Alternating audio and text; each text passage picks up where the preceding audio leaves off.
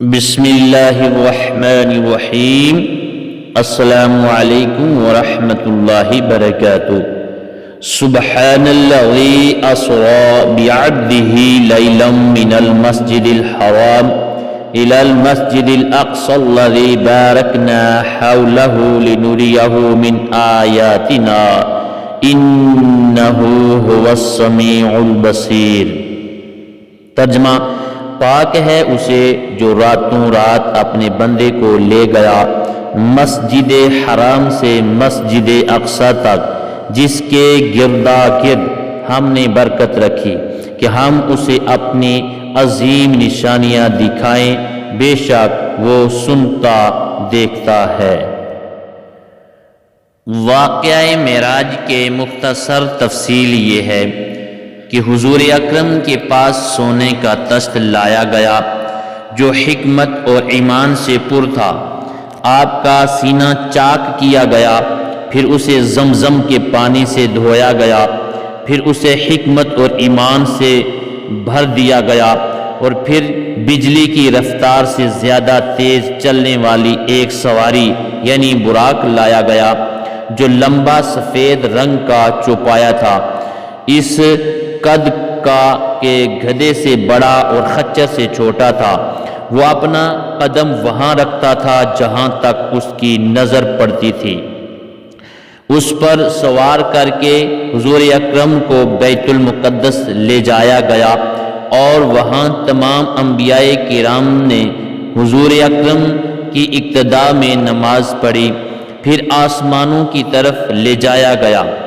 پہلے آسمان پر حضرت آدم علیہ السلام، دوسرے آسمان پر حضرت عیسیٰ علیہ السلام اور حضرت یحییٰ علیہ السلام، تیسرے آسمان پر حضرت یوسف علیہ السلام، چوتھے آسمان پر حضرت ادریس علیہ السلام، پانچویں آسمان پر حضرت ہارون علیہ السلام، چھٹے آسمان پر حضرت موسیٰ علیہ السلام، اور ساتویں آسمان پر حضرت ابراہیم علیہ السلام سے ملاقات ہوئی۔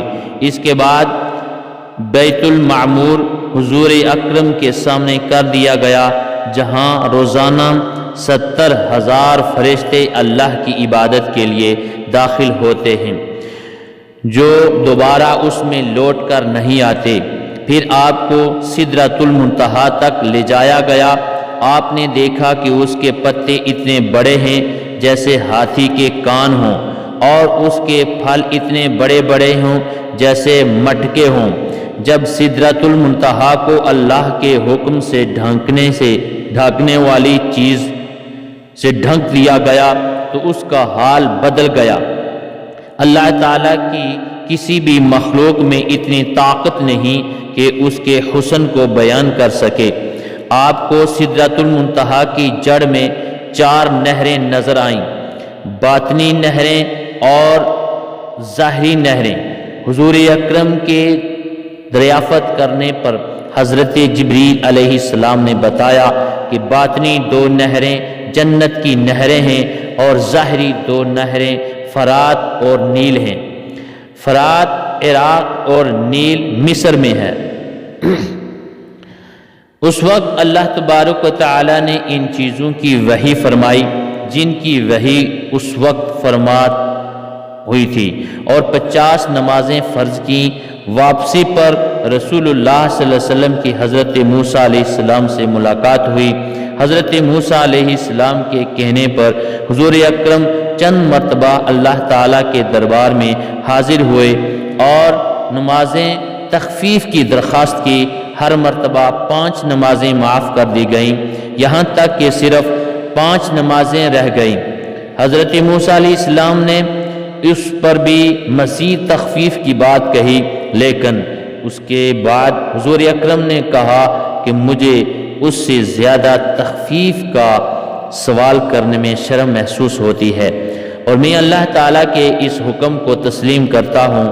اور اس پر اللہ تعالیٰ کی طرف سے یہ ندا دی گئی: میرے پاس بات بدلی نہیں جاتی، یعنی میں نے اپنے فریضہ کا حکم باقی رکھا اور اپنے بندوں سے تخفیف کر دی، اور میں ایک نیکی کا بدلہ 10 بنا کر دیتا ہوں۔ غرض کے نماز ادا کرنے میں 5 ہیں اور ثواب میں 50 ہی ہیں۔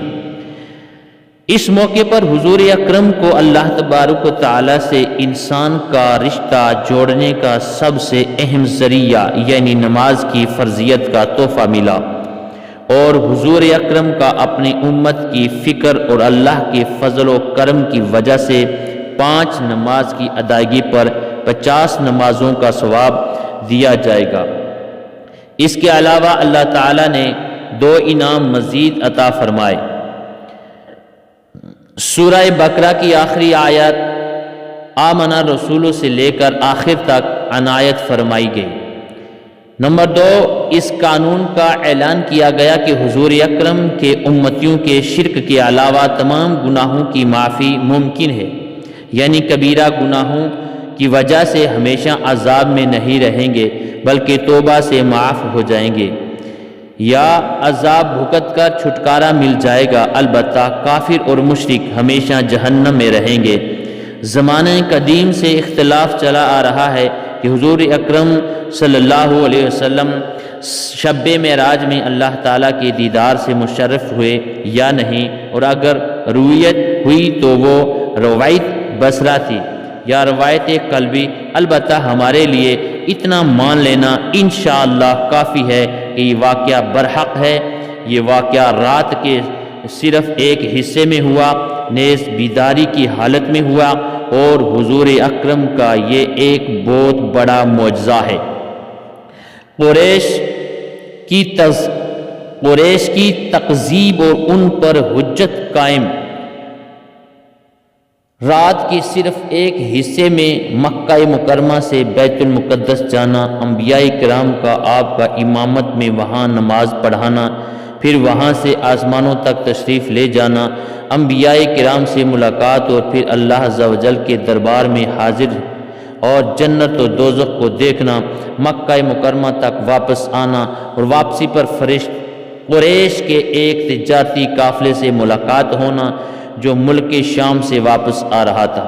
جب حضور اکرم صلی اللہ علیہ وسلم نے صبح کو معراج کا واقعہ بیان کیا تو قریش تعجب کرنے لگے اور جھٹلانے لگے۔ وہ حضرت ابوبکر صدیق رضی اللہ تعالیٰ کے پاس گئے اور اس واقعے کا ذکر کیا تو حضرت ابوبکر صدیق رضی اللہ تعالیٰ عنہ نے فرمایا کہ اگر رسول اللہ صلی اللہ علیہ وسلم نے یہ بات کہی ہے تو سچ فرمایا ہے۔ اس پر قریش کے لوگ کہنے لگے، کیا تم اس بات کی بھی تصدیق کرتے ہو؟ انہوں نے فرمایا کہ میں تو اس سے بھی زیادہ عجیب بات کی تصدیق بھی کرتا ہوں، اور وہ یہ کہ آسمانوں سے آپ کے پاس خبر آتی ہے۔ اسی وجہ سے سیدنا ابوبکر صدیق رضی اللہ تعالی عنہ کا لقب صدیق پڑ گیا۔ اس کے بعد جب قریش مکہ کی جانب سے حضور اکرم صلی اللہ علیہ وسلم سے بیت المقدس کے احوال دریافت کیے گئے تو اللہ تبارک و تعالی نے بیت المقدس کو حضور اکرم صلی اللہ علیہ وسلم کے لیے روشن فرما دیا، اور اس وقت آپ حتیم میں تشریف فرما تھے۔ قریش مکہ سوال کرتے جا رہے تھے اور آپ جواب دیتے جا رہے تھے۔ معراج اور اسراء میں کیا فرق ہے؟ معراج اس روحانی سفر کا نام ہے جس میں حضور صلی اللہ علیہ وسلم کو آسمانوں کی سیر کروائی گئی۔ اس کا ذکر سورہ نجم میں ہے، اور اسراء ایک دوسرا روحانی سفر ہے جو آپ کو مکہ مکرمہ سے بیت المقدس تک کروایا گیا۔ اس کا ذکر سورہ بنی اسرائیل میں ہے۔ معراج کے موقع پر آپ صلی اللہ علیہ وسلم کو 3 چیزوں سے نوازا گیا۔